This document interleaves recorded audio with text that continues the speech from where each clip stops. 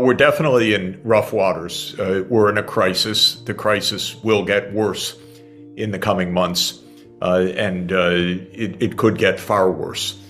We're experiencing stagflation, meaning that there are rising prices at the same time that output is falling in many parts of the world. Europe is already in a downturn. The United States is entering a downturn. China is in some kind of economic downturn. So this is a global economic crisis. And so I regard the overall economic situation as bad as I've seen in decades, worse than in 2008. We're likely to experience some very significant shocks in the months ahead. Of course, the most crucial question is what happens to geopolitics? Does war spread? Does it intensify? Does it diminish? Is there a return to the negotiating table? Do the US and China come to blows which would disrupt global society? Do they find a way to talk with each other? These are the questions that we're facing right now. In the last stagflation that we had in the late 1970s, what happened was that the inflation in the United States reached around 10% per year, and the Fed, under a 6'7", a 2-meter chairman of the Fed, Paul Volcker, cigar-smoking, tough guy, he said, we're going to end this inflation, and he put interest rates up to 20%. And by the time it was over, all the developing countries were bankrupt. It was unbelievable. Well, it made my career because I spent the next decade helping countries get out of debt crisis, which had laid them completely flat. So if we go into this just with the naive financial squeeze right now, we'll end up with a lot of carnage, meaning a lot of countries in default, a lot of very high inflation rates. You look at a country like Turkey, they have not managed their economy properly for years, but the inflation rate is reaching 100% per year right now. Argentina, the inflation rate is reaching 100%.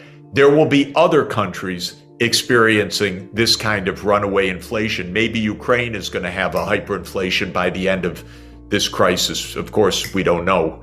In the 2010s, because the European Central Bank did not do a very good job under its President Trichet in the early years of the last decade, Greece nearly went bankrupt.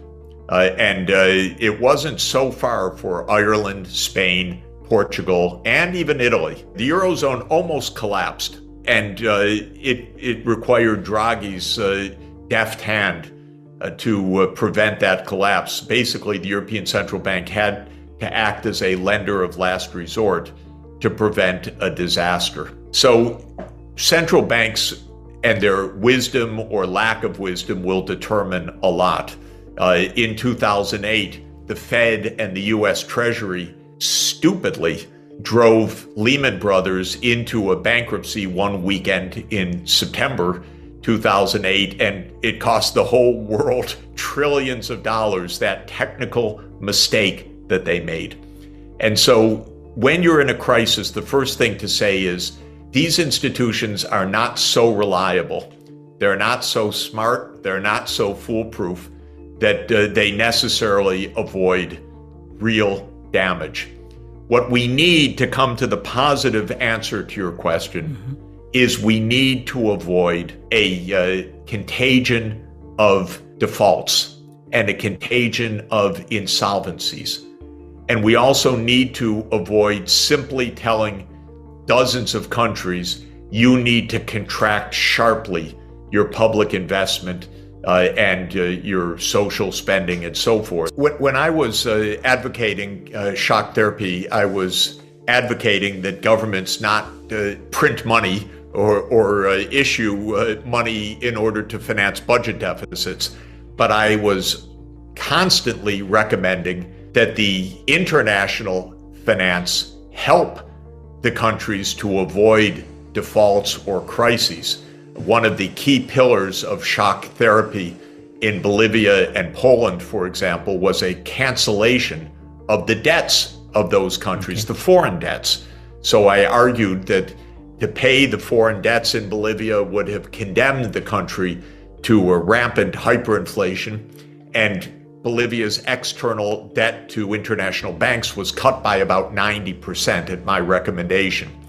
Similarly, in Poland, in that shock therapy, I recommended that Poland's debt overhang should be relieved. The debt that Poland owed, especially to its official creditors, should be cut very, very sharply, and that indeed happened.